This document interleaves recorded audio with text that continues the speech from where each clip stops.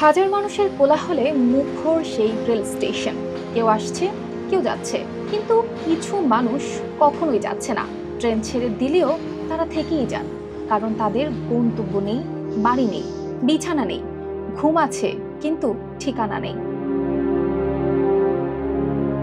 এটা কোনো শহরের বিলাসবহুল প্ল্যাটফর্ম নয়, এটা ঝিনাইদহের মোবারকগঞ্জ রেলওয়ে স্টেশন, যেখানে রাত নামলেই কিছু মানুষ এসে গা ভাসান এই অন্ধকারে। ছিন্নমূল এই মানুষদের কাছে স্টেশনটাই যেন একমাত্র আশ্রয়। যে মানুষ কিভাবে অবহেলিত হয় এই স্টেশনে রাত্রে হলেই দেখা যায়। বিশেষ করে আমার বাড়ি আন্তানগর কোন্ডা, খালিগঞ্জ থাকি রাখি। শীত, গ্রীষ্ম, বর্ষা, যে কোনো ঋতুতেই যেন কোনো বাছ বিচার নেই। ফুটপাত, যাত্রী ছাউনি কিংবা প্ল্যাটফর্মের কোনায় হয়ে ওঠে তাদের শোবার জায়গা।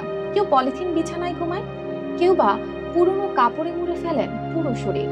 মাথার উপর কোনো ছাদ নেই, তবুও চোখে ঘুম আসে অনবরত। লিলি হালাল বিউটি সোপ, বিএসটিআই কর্তৃক সনদপ্রাপ্ত দেশের প্রথম হালাল বিউটি সোপ, দীপ্তিময় উজ্জ্বল ত্বকের জন্য। বিশেষ করে যারা ভিক্ষাবৃত্তি করে বা সমাজের মানসিক ভারসাম্যহীন পাগল, এই ধরনের লোকজন এই স্টেশনে রাত্রে যাপন করে। রাত্রে হলেই দেখা যায় এদের বিভিন্ন রকম দৃশ্য, যে আসলে মানুষের কতটা কষ্ট, যে এদের শুধু একটু থাকার জায়গা নাই।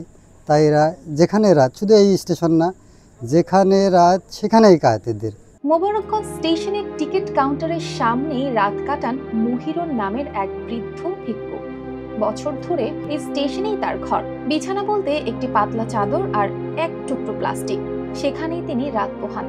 আলো ফোটার আগেই আবার ঘুরে বেড়ান যাত্রীদের মধ্যে। শহরের বিভিন্ন জায়গায় ভিক্ষাবৃত্তি করে থাকেন এবং এই অসহায় মানুষগুলো শেষ ঠিকানা এই মোবারকগঞ্জ রেলওয়ে স্টেশন। প্রতিদিন দেশের নানা প্রান্তে এমন অসংখ্য বাস্তুচ্যুত মানুষ বাঁচেন ঠিক এভাবেই।